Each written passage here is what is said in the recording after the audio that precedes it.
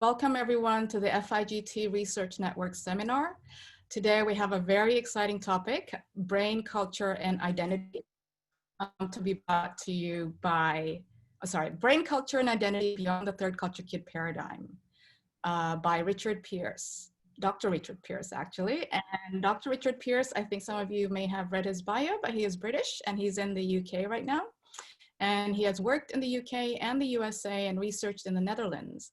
At the International School of London, his roles included Director of Admissions. Though he was trained as a biologist, and this is why he's interested in the brain, this close contact with mobile parents led Richard to his doctoral research through the University of Bath. And as many of you know, University of Bath is a center for international education. And so he researched there how mobile children adjust. And Richard now is retired and writes and lectures on international education, culture, and identity as seen through the lens of cross-cultural psychology. And he's also the editor of a book that you might be familiar with, International Education and Schools, Moving Beyond the First 40 Years. And he's also contributed to Migration, Diversity, and Education Beyond Third Culture Kids. That's another book. So welcome, Richard. Are you there? Yes, I think I am. Yeah, so he'll be exploring the question, what does the brain have to do with culture and identity? Great. Thank you very much, Dana. Yes, I think you've covered a lot of my career. I've worked with mobile families for about 50 years, but it was all refreshed for me when my daughter and family moved to Singapore in 2012. And then when they returned 5 years later. Now I see an expatriation as a teacher, as a parent, and as a grandparent. My account today is as a biologist, with borrowings from quite a few other disciplines that are looking at the same sort of topic at the same time. I'll start with a Martian's view of how humans decide what to do. An account of human action. Then I'll look at the way it feels to us, because it doesn't feel like that to us at all. And thirdly, I shall go on and make some suggestions for research which could be done on the basis of an understanding of the mechanism and not just what it feels like. Sorry. The third culture kid paradigm was devised in particular circumstances for a particular population at a particular time. And in popular usage, it's come to be applied in terms of input factors and also in terms of output factors. And this study group has repeatedly pointed out further situations where it can shed light, but which go beyond the original definition and application. And they have different outcomes. The experience of mobility also feels different to people with different cultural backgrounds and expectations, and they react in different ways. Even within a family, my own two daughters reacted very differently to living in the USA and returning to the UK. Crossing borders of class or of language, or even moves within a country, all demand adjustments. What's the process by which humans adjust? I wanted to find a level at which uniform generalizations can again be made to help us understand all these different types of border crossing. That's using Mike Allen's phrase for it. As a biologist, I looked at the underlying physiological and psychological accounts of the processes which have been proposed. And this draws on a number of disciplines, and it offers a model at the level of process which may apply to a wide variety of experiences.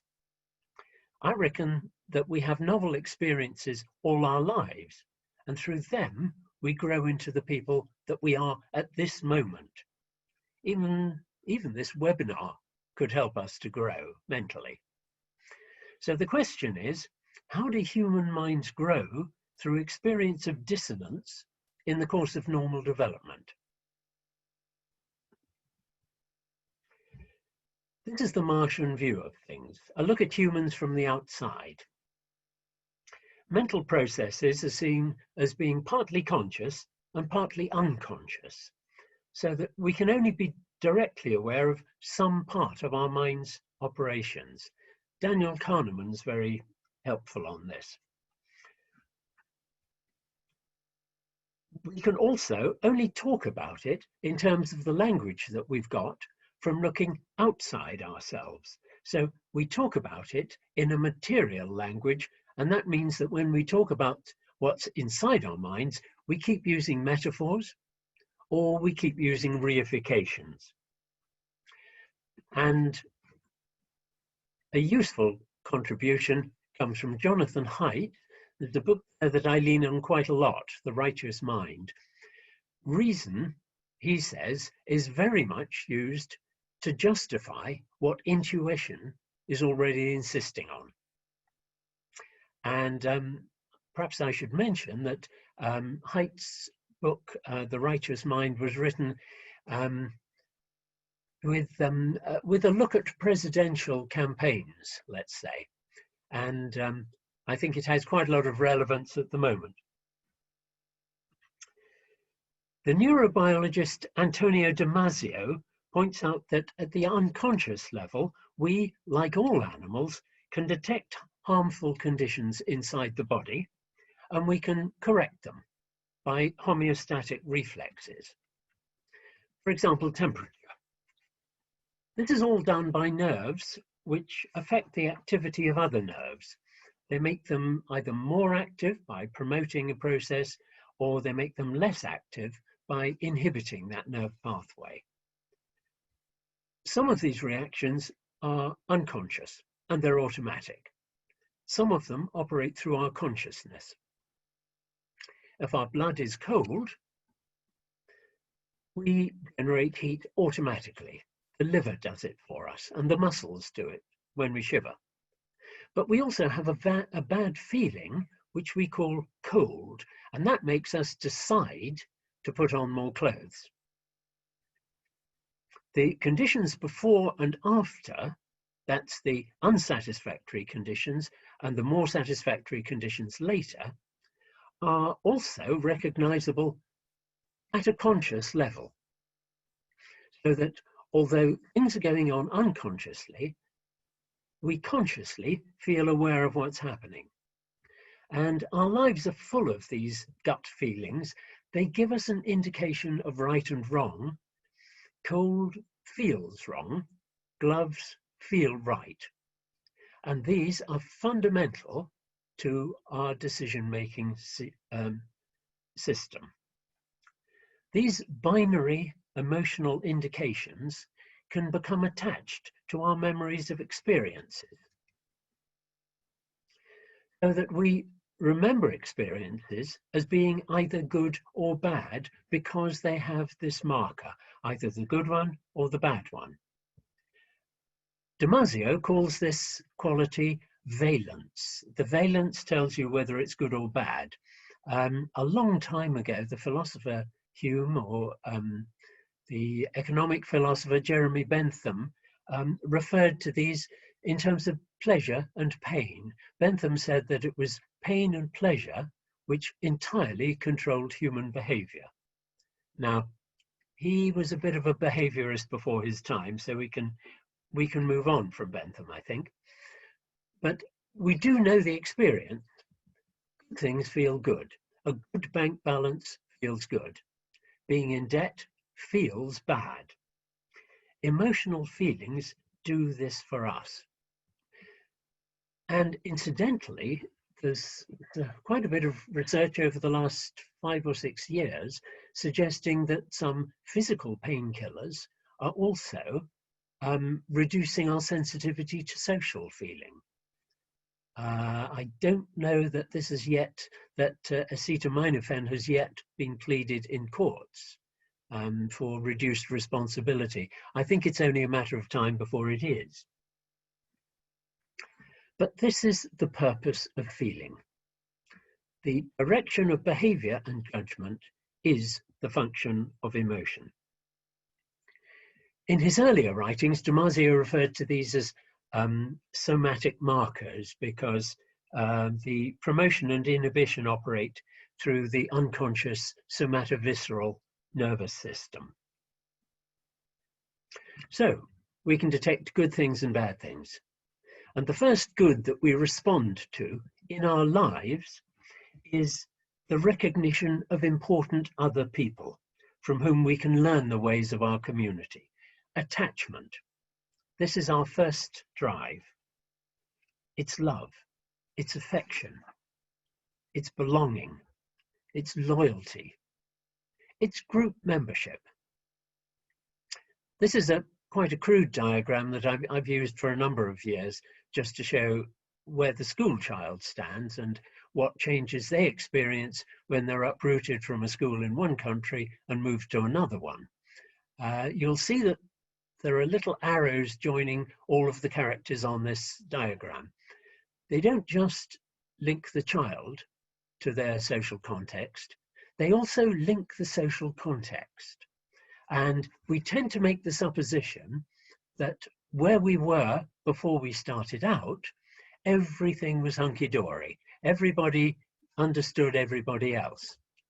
This may not be quite true, but it's the presupposition.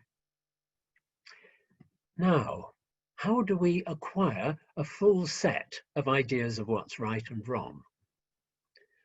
I'm going to refer to this as a value system, which is using the word value in a fairly general way. I shall say some more about the usage of these words later. We're able to communicate through language. And through language, we not only experience things ourselves, but we acquire other people's experiences as they tell them to us. Social learning of this kind gives us a repertoire of first-hand experiences and second-hand experiences, which have positive or negative emotional markers attached to them. They have valence. Speech, writing, printing, and now digital storage add to our cumulative experience. Storytelling, which is one of the things that we love. Storytelling extends our experience, and what's more, it gives us practice at looking on at life and making value judgments. We can talk, debate, think about things, and we can act on them. These relationships are relationships with people that we consider to be good. I've used the word validators for them because they're the people who give value to our experiences. Relationships which have weakly felt attachments may be a source of normative values. You look around you, you see what people are doing, and you do that because that's what they do here. You don't have to care too much about the people around you. But very strong attachment can also give standards which we value much more highly. These deep relationships very often are the relationships which we rely on to be social. In fact, there is a school of thought, Chris Frith is one of these, I think, who advocate looking at culture in terms of collaboration, cooperation between people. And these deep relationships need strong validators, like ancestors, or the tribe, or divine figures, all of which are far more important than anyone else that we have around us. And these are the authorities which sanctify our overriding general principles, our moral values, which we can use to outweigh lesser, more self-centered values. In everyday life, a tremendous amount of our actions are done without thinking. We evaluate the situation unconsciously and we act by intuition. But when we make a conscious decision, When we make a conscious decision, when we think about something, we recognize situations and we perceive some elements in them which we've learned are good and some which we've learned are bad. And as we think about our actions in response, we can imagine actions and outcomes which we intuitively feel are good or bad, and we choose the course of action which seems on balance to be good in our present frame of mind. In this way, human behavior has a neural mechanism, social programming, and it feels directed by our preference for right or wrong, by our moral sense. Now, this is how a Martian or a scientist, there is a difference, might speak about the human species, or how a human scientist might speak about a worm or a chimpanzee. But it doesn't look like that to us. We don't look at ourselves from the outside. We're more aware of what it feels like to be human than what it is to be human. In everyday life, we don't analyze our thinking, and that has to be. Because from the inside, we can't be distracted by reflecting on ourselves all the time. From the inside, we think we see the world as it is. We must trust our senses. We think that there's no other way of seeing it. Yet we've already seen that a lot of our decision making is intuitive, and even our conscious decisions are based upon memories which are recovered from the unconscious with an evaluation that's already attached to it. You can call it a conviction, or you can call it a bias. But we need to trust our vision as we steer the way through the environment. So we must believe that we can see everything that's going on, that we are in control of things, and that we have a duty. We are responsible for what we do in life. Our personal code of right and wrong is constructed progressively through life as a series of beliefs and evaluations enforced by emotions. There'll be difference between the beliefs surrounding a child in each community from which they learn. And they will differ from one community to another in the definitions of the things they think are right and wrong and the priorities that they give them. But so that we can be directed reliably, we mustn't think of that. We must be certain that we know right and wrong. We feel that they're absolute, but unfortunately, we sometimes assume that everybody else believes the same, and this is our huge problem. How do we adjust our values?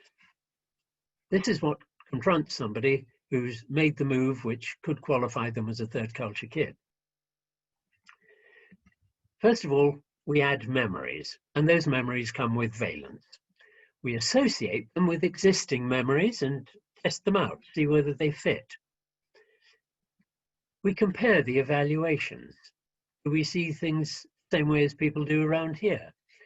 If they're dissonant, which is a shock to us, but if they're strongly validated, in other words, we can't really avoid them, we feel uncomfortable. This happens when we grow up and as our experience of the world develops. A baby learns new words every day, or if we meet new people when we travel. In adding new memories, we see whether they fit. We readily accept what does fit, but what doesn't fit, we have to revise our system for. We may redefine the definitions that we use. We may, if we're really pushed, have to establish a parallel situated system of right and wrong and say to ourselves, well, that's what applies in this place. And that's sometimes thought of as a situated or a located system. But in all of this, beneath all of our attempts and all of our contemplation and reflection, the intuitive level has taken a long time to build up, and it takes a long time to change. The problem is culture. We explain the world to ourselves and to our children in a way that makes a consistent story.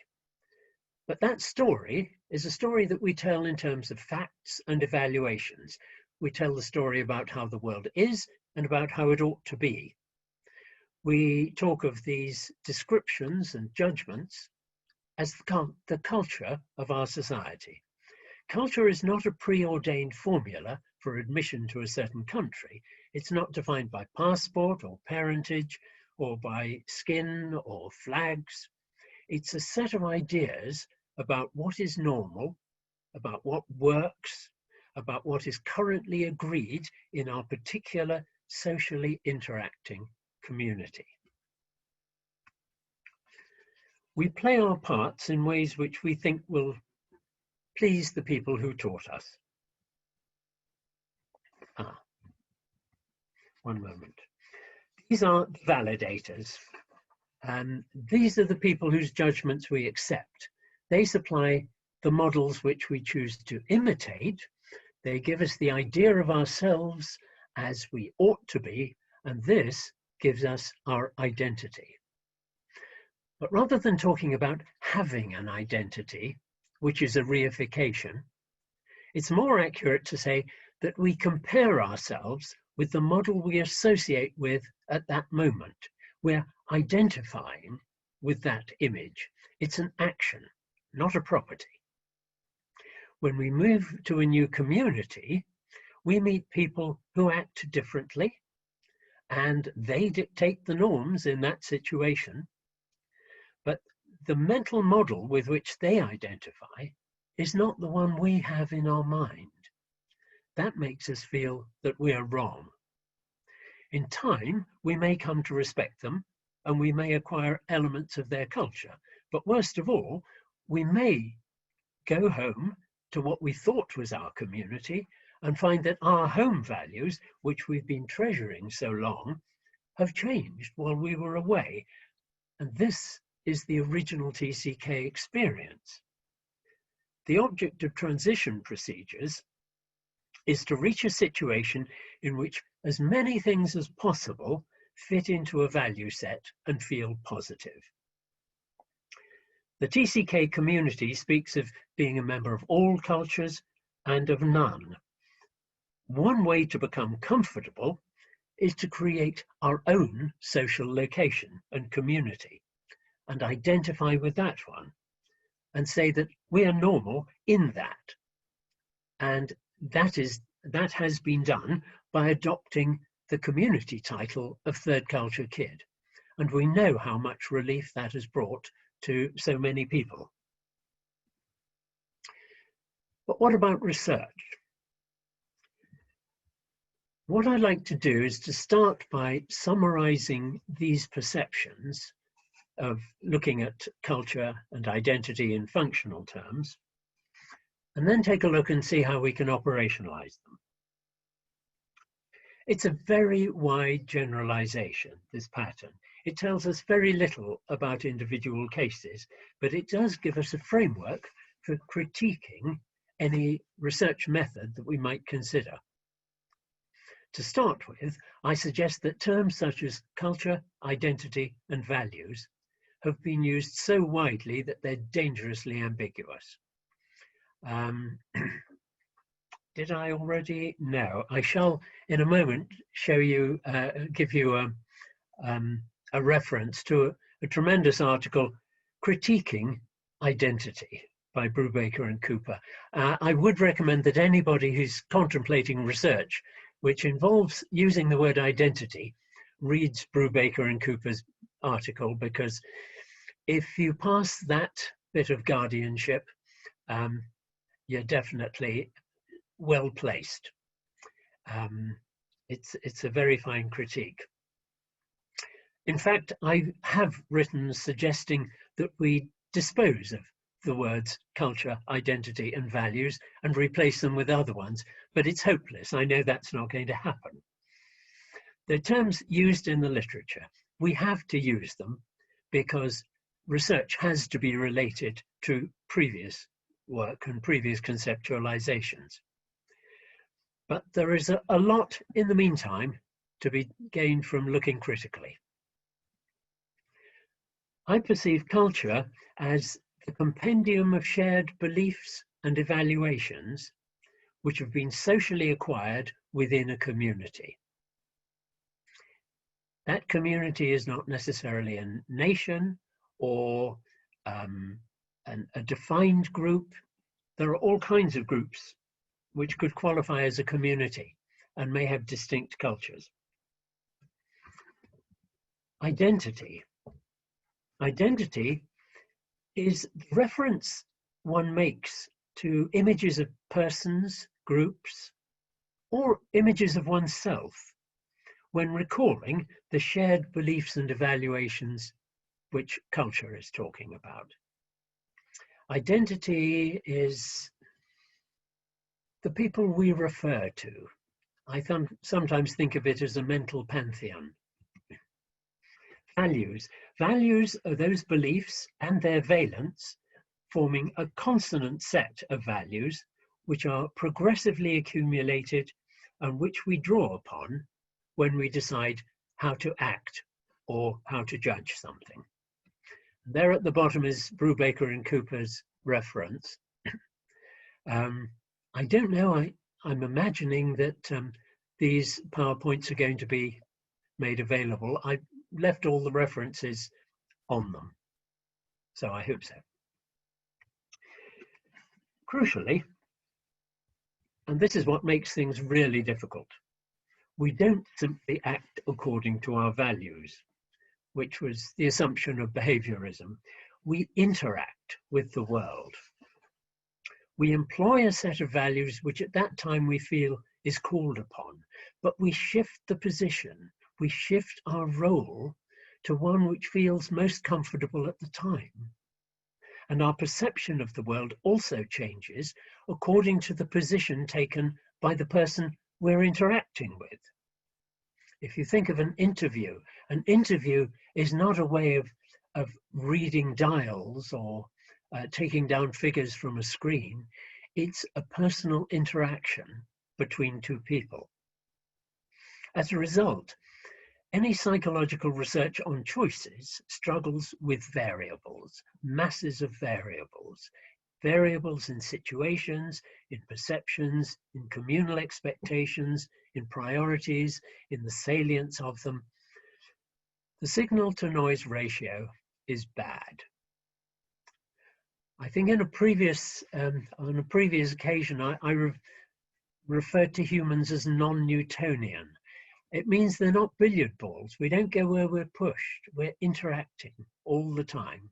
And in fact, homeostasis, to a great extent, is reacting to the present situation to reduce the damage which we feel, to reduce the pain which we feel.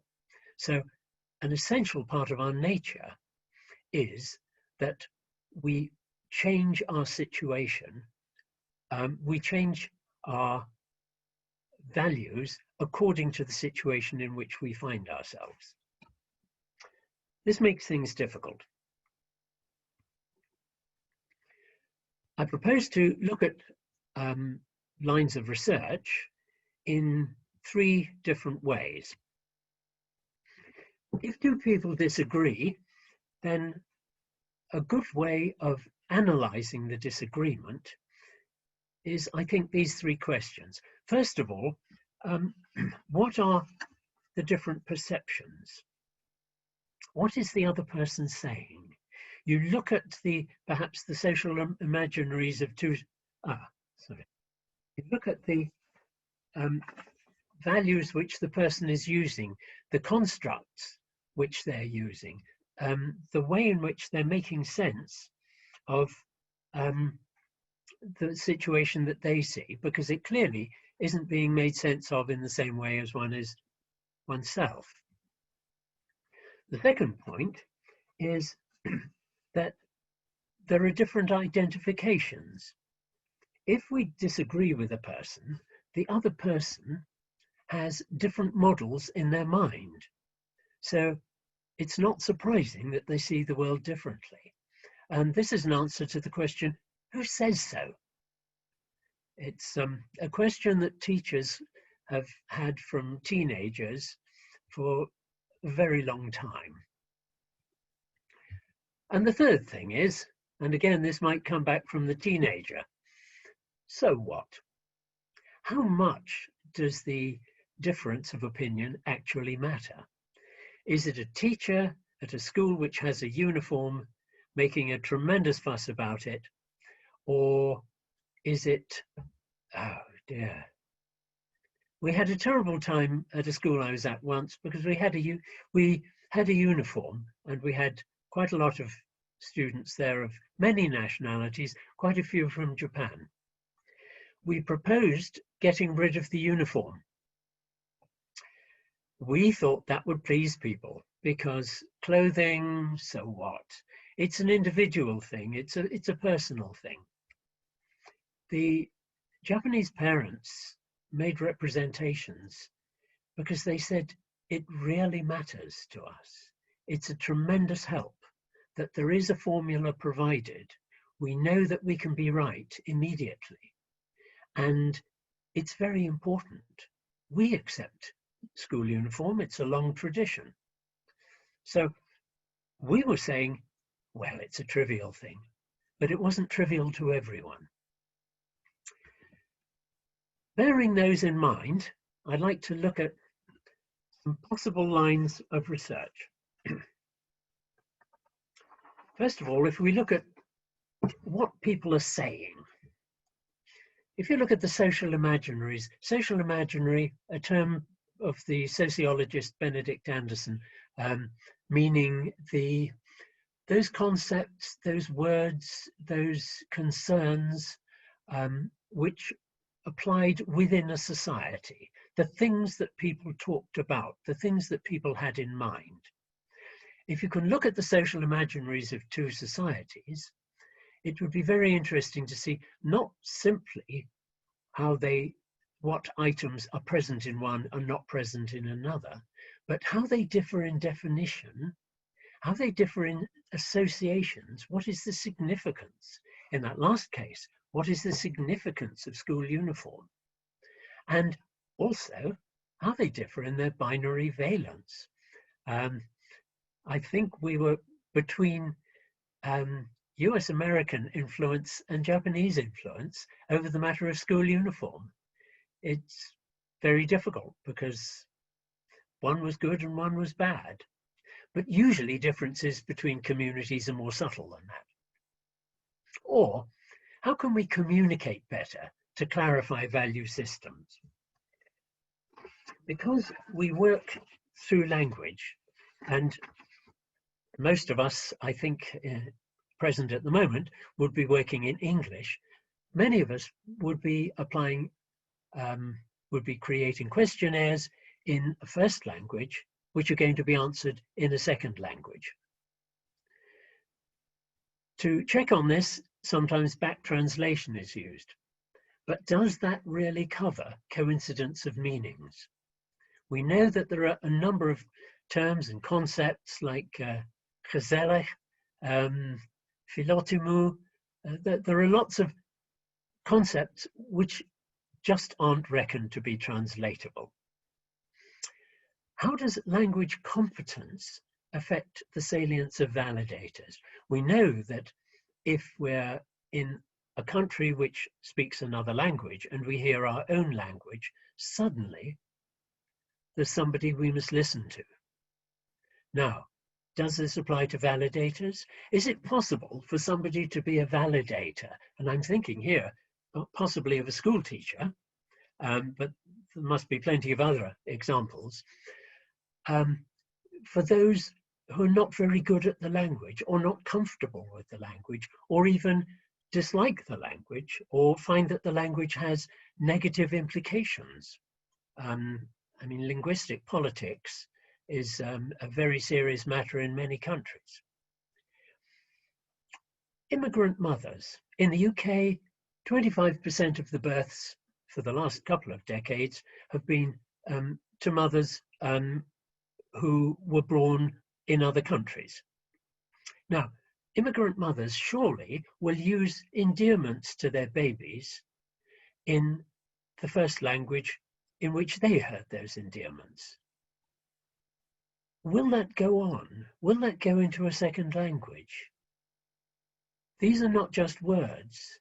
There are powerful emotions and important emotions which are communicated in this way. How rich are the associated meanings of terms which are learned online in a second language? So much online learning is happening, never mind lockdowns under the influence of COVID. There is so much online learning going on in the young, and there's so much concern about it, quite rightly, that I think we need to know more about whether there are rich meanings or impoverished meanings which are going over in a second language.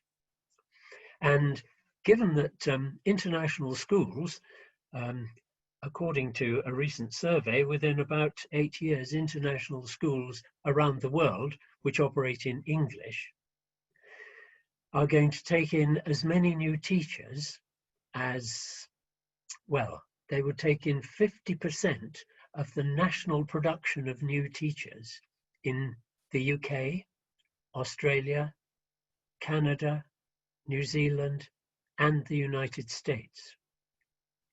So obviously, if those schools are to increase as they are at present, many of the teachers will be non-native English-speaking teachers. This is a growing group, especially in TESOL, and quite a lot of work's been going on with them. And I think it's very important that we know more about the operation of people who are working in teaching in a second language. And it occurred to me to throw in here that any of us who've studied Shakespeare have been studying literature in a second language. None of us speak Shakespeare's language. Who says? Let's look at the validators. One thing we could do is to analyze cases in terms of the validators to whom values are related. There was some work by Daphne Keats in Australia in the 1990s on this. And there was also some interesting work. I think it was a 13 nations study, which was published by Jean Finney and John Berry and a number of others in about 2005 on immigrant children and where they went when they were in need of help. Who did they turn to? We don't always see this. We certainly don't see the mental references.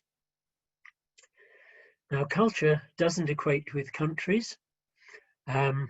We do very much need to explore subgroups.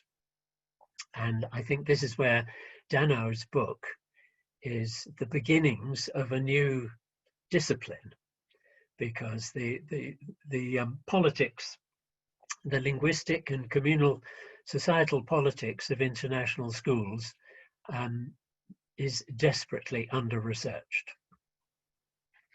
We could explore the relative significance of validators. Validators in the past, validators in the present. A third culture kid or an internationally mobile child goes to a new school. How long does it take them to tune in to the teachers there? To what extent do they tune in? Are they still thinking that teacher up there is a bit like the teacher I had at my last school? So this is very difficult because the question of the salience of validators is extremely hard to measure. I don't know that there's a simple way of doing it. I think that this is going back to the principle of using processes. The process of the individual interaction through which we take on a new value is different every time. It would be very useful and I think very instructive if we could make some sort of measure of the salience of validators, how important people are in the life of the individual. There was a time when I was contributing to a master's degree in international human relations, and that was at a university in London, and I was working with postgraduates, mature people. Many of them had families, and they were in the UK to study this course. And I said, can you take this piece of paper, put yourself in the middle, and put around it the people you would like to tell when you succeed and complete your course, and put around each person a bubble to show how important they are and how important it is that you tell them. And that was one way to ask them, to put them in a particular position and say, in this position, who is the most salient? But is the salience of a validator a general thing? You know, how often do we refer to a hero? How often do we refer to our peers? How often do we refer to our parents? I think it would help to look at it. One thing in particular I think is interesting, diasporas, long-term diasporas, which have evolved over several generations, do they have some way of according a lower salience to their hosts, so that they have moral duties to their own community and normative duties to the host community? If they do, I think this would be very interesting. I think we might take a look and see whether this is some kind of vaccination against strangeness, which might be useful for the traditional TCK community. And similarly, people from monolingual countries or colonial countries or from settler nations, do they have the same attitude to the other when they get to a foreign country? Finally, so what? Salience. How is salience gained? How does something get to be important to us? Souvenirs and symbols, how do they become so important? Can we characterize normative and moral valuations? What's the difference between them? How about face-to-face teaching? Children have been away, certainly in this country and in a number of others, away from school. They've been having online teaching, and everybody says, well, this is doing a lot of the job, so it's likely to happen again. How salient is something that's learned online? And it may not be the teacher who the child is seeing on the screen. We need to know a lot about why children believe. We need to know an awful lot about why adults believe, with people like QAnon going rampant, with all kinds of myths flying around the internet, the internet where you can talk only to people who agree with you all day long. How do we measure the salience of this? How do we question it? And finally, and this is a point I shall never cease to come back to, I do think diasporas are extremely interesting, because I think that diasporas have developed particular values and particular customs, which I think may teach them not to care too deeply. And of course, diasporas have paid for this. Minorities have paid for this. That is very sad.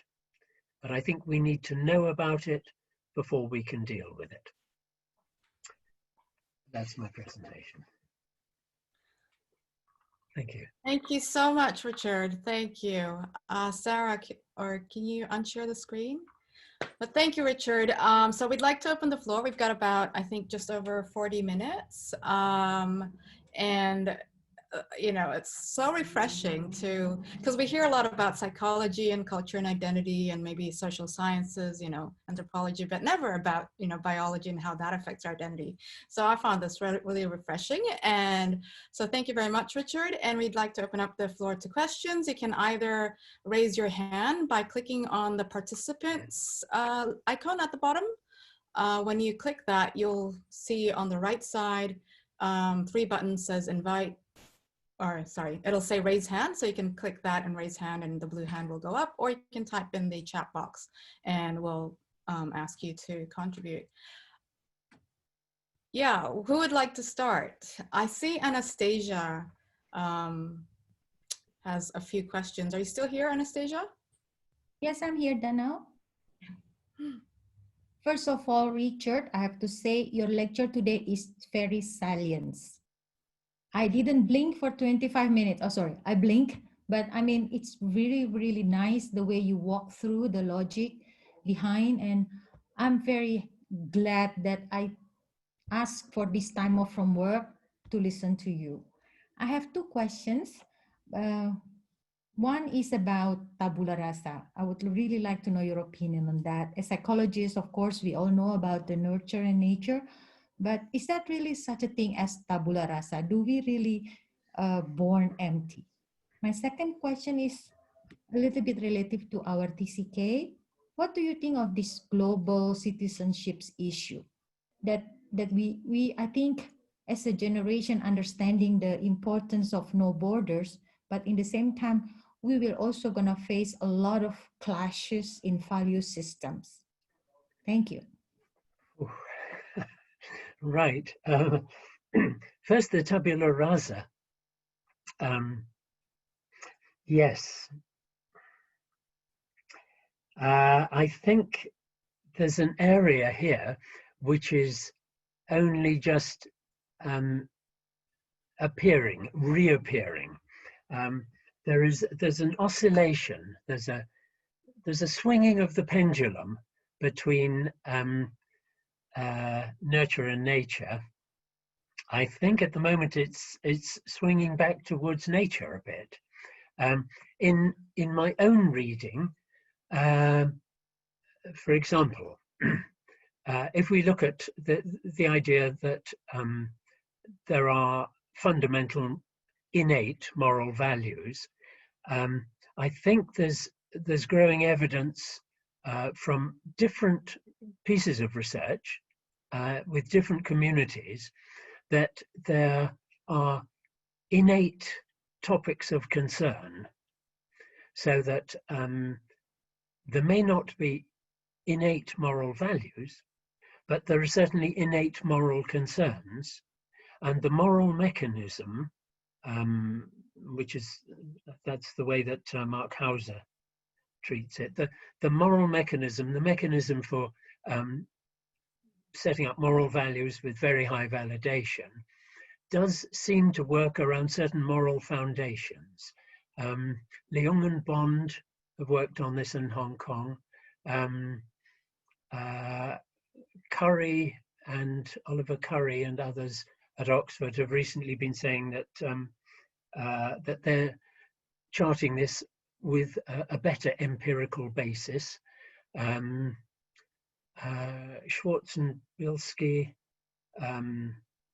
again have tried to plot the moral zones, which it's very difficult to know, because these are human observations of humans. So is the pattern in the eye of the beholder, or is the pattern emerging from a truly objective study? It's very hard to know. As far as does it matter or not, I think if we can affect it, if society affects its members, then we're responsible for it. Global citizenship. Yes, this is a difficult one, because global citizenship, I think the point of global citizenship is a desire to counter nationalism, defensive nationalism. And I think here, perhaps I think I'm going to try and find the answer to the second one in the first one. I do think that the human mind works in categories. I'm speaking to you in categories. We call it language, but it's really categories, and repeatable, recognizable categories. The words being used may be applied slightly differently at different times, but we're roughing out what is within that category and what is not within that category. And when we look at groups, we do exactly the same thing. We form a group and we say that we are within the group and we are in contradistinction to everyone outside the group. We only think in categories. We have to think in categories. I think we have to think in groups. We cannot eradicate the family, the clan, the community, the nation, and say these don't exist. We're all, global brothers and sisters equally. On the other hand, I do think that it's very valuable to try and promote a sense of responsibility that goes beyond our group. And I think that in many ways, the political spectrum from right to left, in many ways, is a question of the horizon of the group. And the right wing narrows the group and says, we must defend ourselves. And the left wing tends to say, well, we must try to support further out. Neither extreme would work. And I think all communities are trying to balance these two forces, the force of survival and the force of communal survival. And I do think that at the moment, there's a strong argument for communal survival because there are so many things that mankind can only achieve globally. Yeah.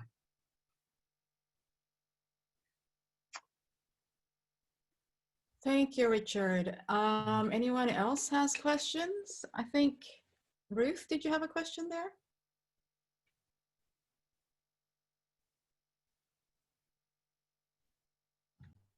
Sorry, I was just wondering if when you're talking about innate moral values, if there are some things that are universally human needs, such as the need to belong.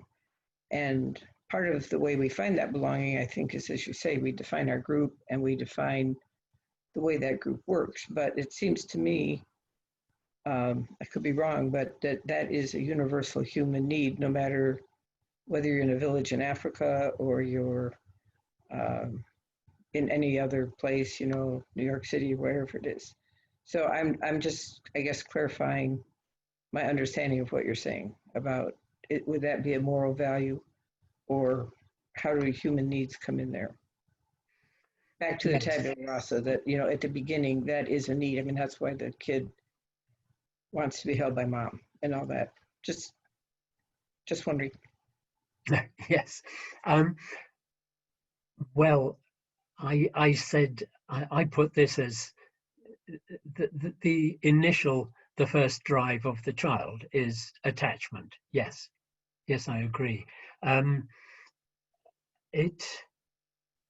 Yes, I think you can say that is the fundamental, or it's certainly the first need to be satisfied because so many other processes depend on it. I'm seeing that in terms of the baby, because I think our need to belong, I think is something which is, it can develop in many different ways. I mean, this is why I think it would be interesting to study diasporas, because the need to belong is there. Yes, it's central. But it can take many different forms, and it may not take the form that we expect, that we feel ourselves. Yeah. Thank Thanks. you. Yeah, as a diaspora, I thought I should say something. There's been a lot of aha moments, and as you were like talking, and different things. But one of them was diaspora. Just like a few days ago, I think I was saying to some friends, from TCKs of Asia, this group that we're running. I think our diasporas don't really have this, really strong attachment, a lot of them, not all of them, but a lot of them. And then you started explaining it. So I was like, oh, so thank you so much. Does anyone else have a question? I can't tell which ones are questions. Like I'm having a hard time flipping from the verbal input to the chat box. I have a view of the diaspora, myself being one. If I speak from my own experience, I think it's from loosely not really being able to belong in your home culture. That's what that's how I see my experience. And therefore it's a loose connection of, especially if you have moved in many countries, I think your connections to the validators get looser and looser because I'm validated here, but I'm not validated there. That's my construct. I find it very fascinating. I think it could be an answer to discomfort. I don't know whether that's controversial or not. Well, yeah. We can't really switch the topic today, can we? But I would make a distinction. I was reading something about this online the other day. I was just looking through to see what people were writing under the heading of diasporas. And it struck me that a lot of the writing was about relatively recent moves of population. I mean, I suppose over the last 80 years, there have been tremendous movements of population. I was thinking of long-term diasporas. Obviously, the Jewish diaspora is one of the most clearly marked and most best recorded. Then other ones, the Armenian diaspora, perhaps, but that's been a smaller number of generations. And let's say a post-Nazi diaspora seems to me to be a different kind of displacement, because these are three different timescales with three different concepts of the home country.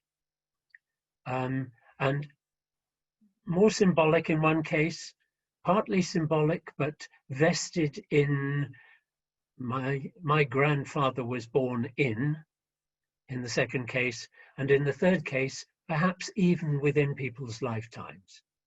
And it seems to me that over several generations, it's likely that there will be certain attitudes that develop which consolidate and make everything more comfortable, and which institutionalize certain attitudes. I'd love to know what they are. And we actually have another question on diaspora. I think this was kind of struck everyone. Mariam, would you like to ask your question?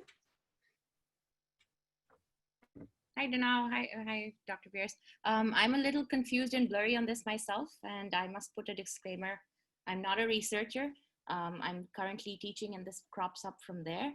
But I was wondering if our worldview and our understanding about ourselves as diaspora and then our interactions cross-culturally are also influenced by competitiveness, and how, because I've begun to note in the international school setting mostly that different cultures bring different levels of competitiveness and how they view competitiveness versus collaborativeness, and whether that also influences how we,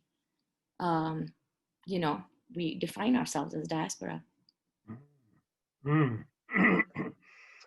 Gosh, yes.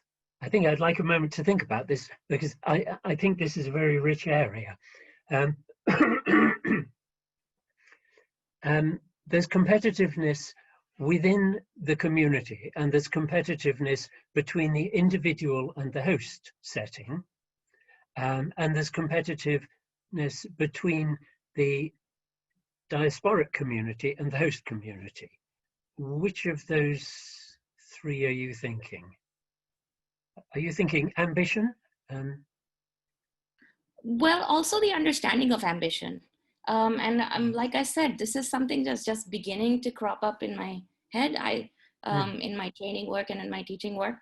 But very often our behaviors, even as teachers and leaderships in schools, are influenced by how we view a certain culture as more competitive than the other, or what we consider important to compete on. Yes. You know, and it's, for example, and like I said, because I'm blurry, this is just actually in the process of evolution in my head. I'm surprised by how many times I have been told, and I have taught in local settings as well as international, how often it'll be said to me, oh, you know, oh, this kid, he's from China or Japan or whatever. And so, and they're ELL kids, of course. So you know, they're really strong computationally. But being bilingual and multilingual myself and being really into figuring out how the child is thinking about math, I'm actually seeing them very much problem solving and very creative problem solving and very flexible thinking about numbers. But the automatic assumption is that if this kid in my class at elementary level is strong in math, it's because of the culture that they belong to. And you know, how they view, like what people will compete on in different cultures can bring a really interesting dynamic into the international school classroom. Yes, yes. You know, what's important to one parent is completely unimportant to another, and they assume that it's very different. Yes, I may be describing stereotyping in terms of competition. Well, I think you're quoting somebody who is stereotyping, perhaps. Yeah, it's so easy. I mean, once we've got a quantitative method, then we begin to predict, which is why I really feel that the research I've been talking about today would largely be qualitative, because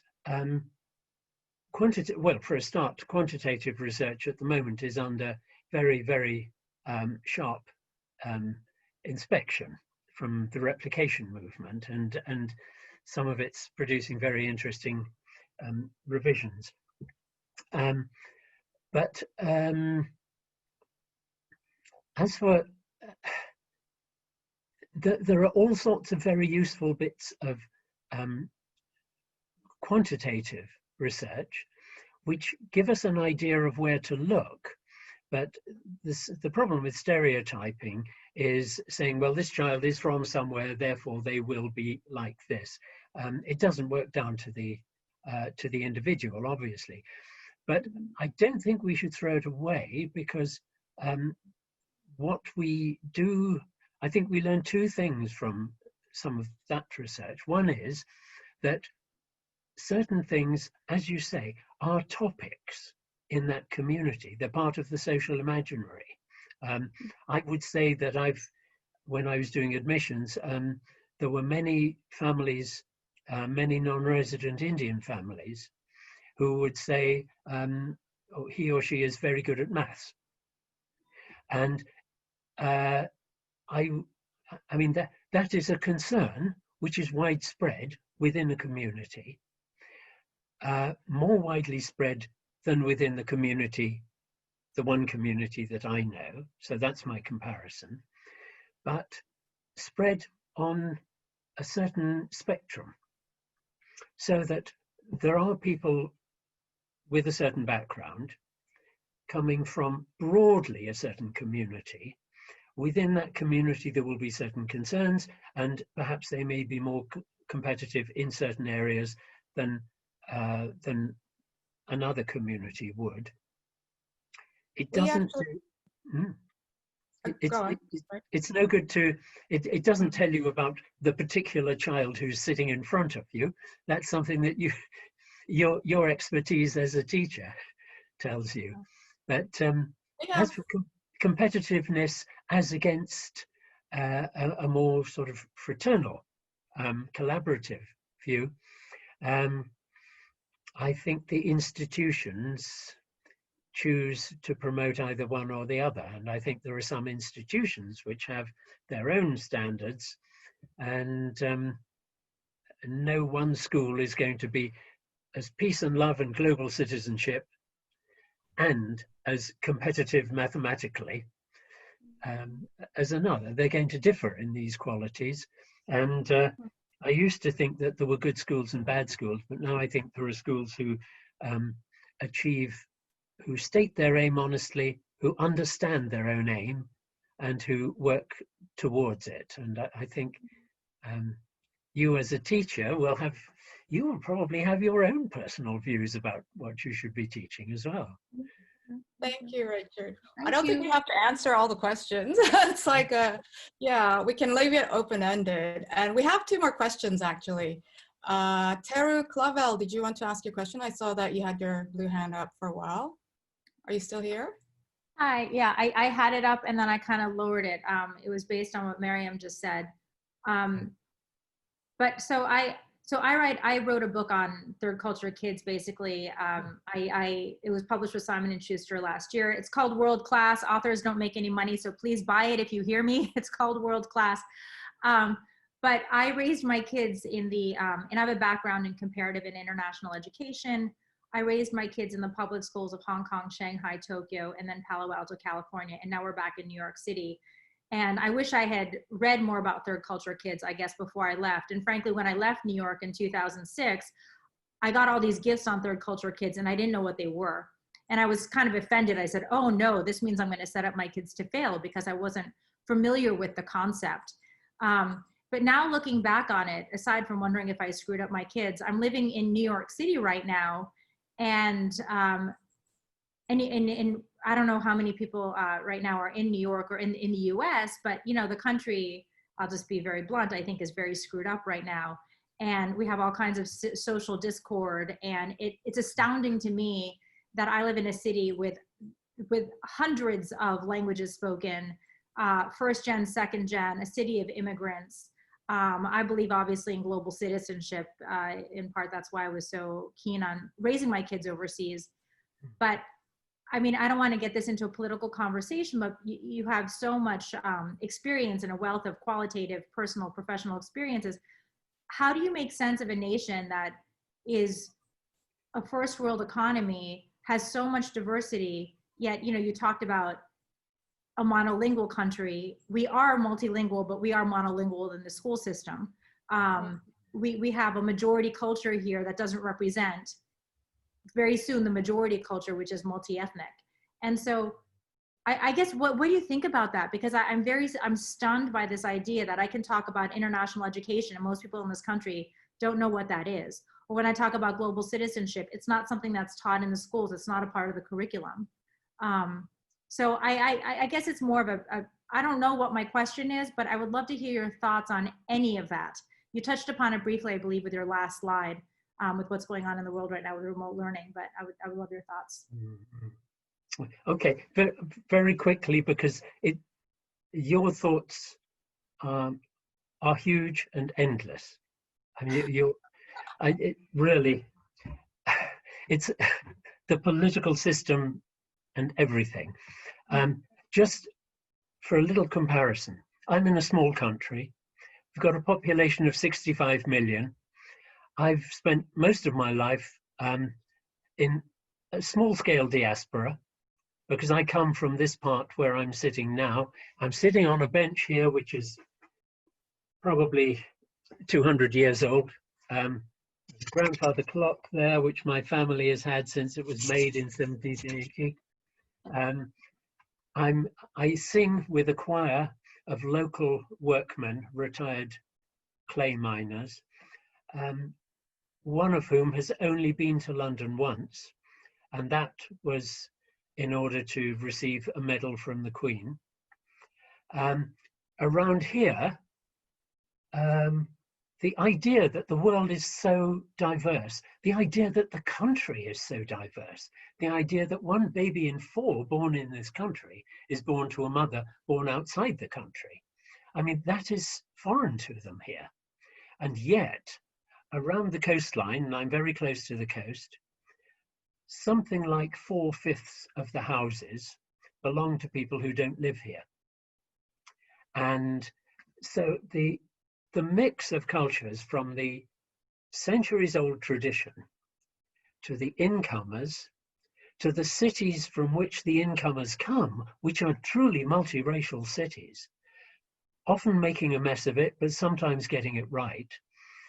I think what we see is a great sea of different human social problems. And I don't think there's a solution from the top down. And I think the only solution is from the bottom up within the communities. Mhm. Trying to make friends where you are, trying to make peace where you are. That's all I could suggest. So we don't have too much time left. Thank you very much, Richard, but we do have at least one question, another comment, and so on.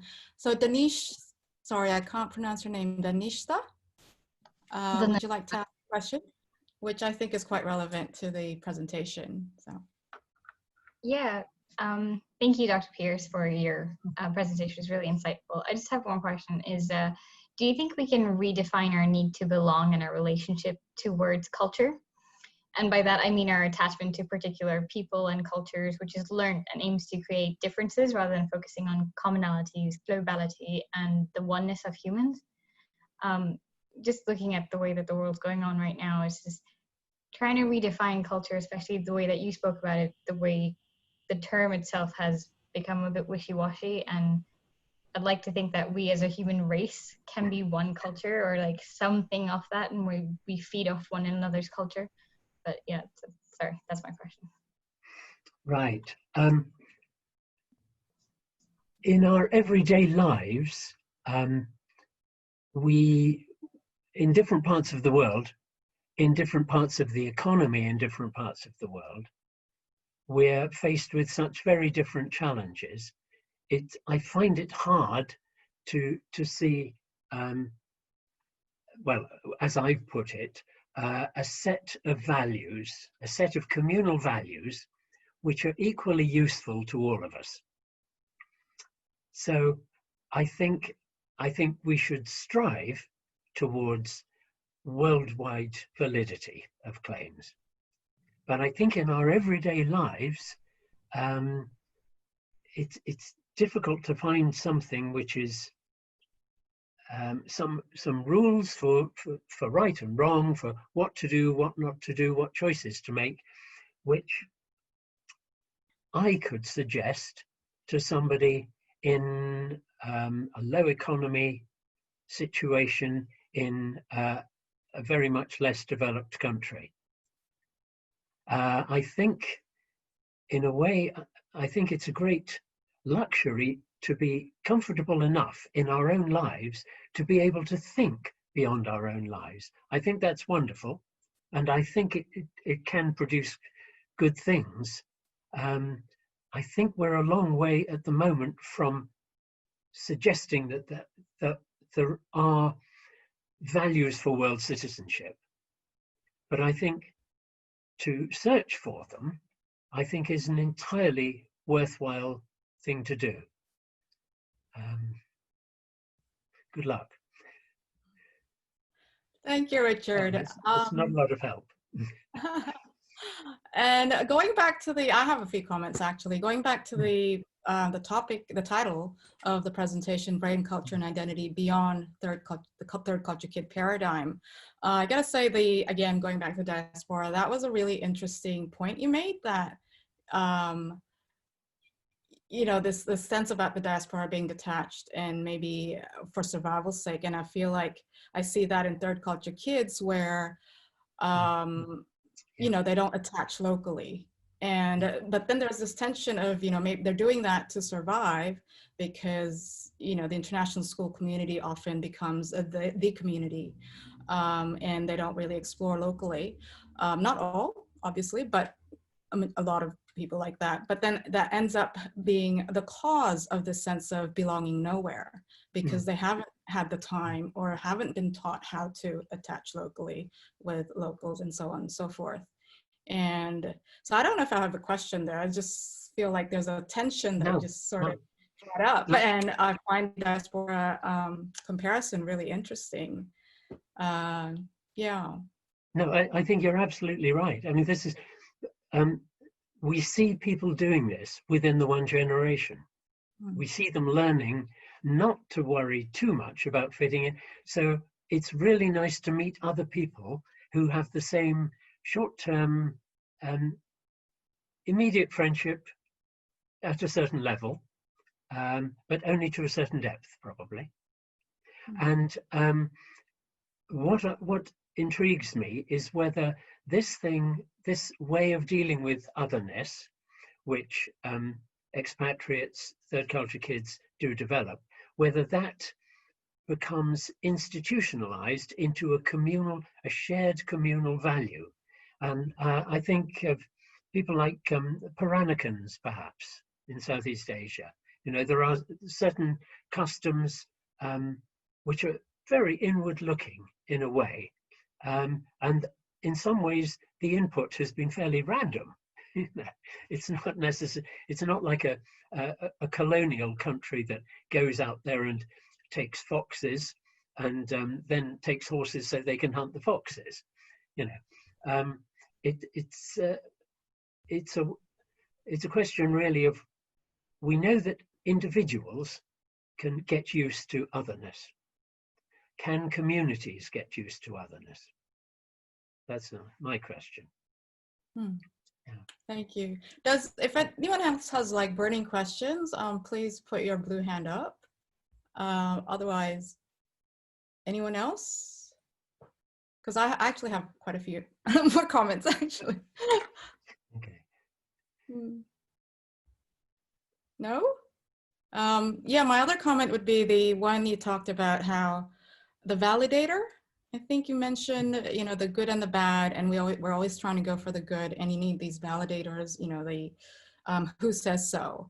And I find that, and also there's research coming out, you know, talking about how parachute kids, I don't know if you've heard of them, where, you know, the kids get sent overseas and then get left there, and then, you know, parents just kind of parachute back and forth kind of thing, where kids like that, not having, you know, boarding school kids, for example, not having enough adults in their lives, and how that's been an issue, and which sounds like, and so your presentation for me feels like, you know, it gave another way of understanding that process of why this matters so much, you know, because as third culture kids, possibly, you know, even their parents often are not third culture kids and don't quite understand.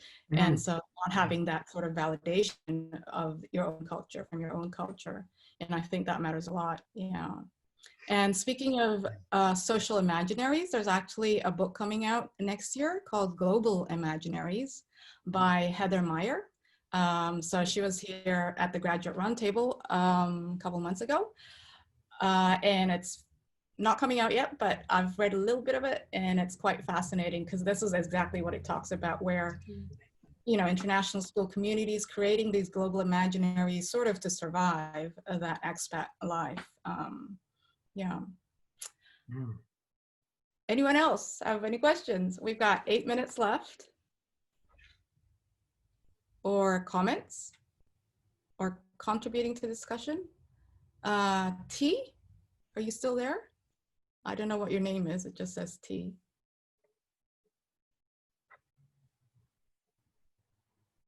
So there's a comment that says, I have been studying the work of Peter Levine, trauma, and Stephen Porges' vagus nerve, which can contribute to this question of tabula rasa in terms of biological human needs across all cultures. Right. I don't know where the hand is, but I would say to Tanu, is it that I think what you're saying is hugely important in terms of all the work that's been done in international schools. I think one of the paradigms is we think of the Western teaching other people, or particularly Americans think, you know, of going over to international schools means it's outside of America. But actually, almost every school in the States has become international at this point. So I think we also need to think about the work that you're talking about, Richard. And I do want to thank you so much. It's been a great lecture. is relevant in New York and Indianapolis and California. And we need to begin to think not as us, them in terms of international versus local schools, because the local schools have become international in so many places, including England, I would say. Richard, what would you think about that? Well, yes.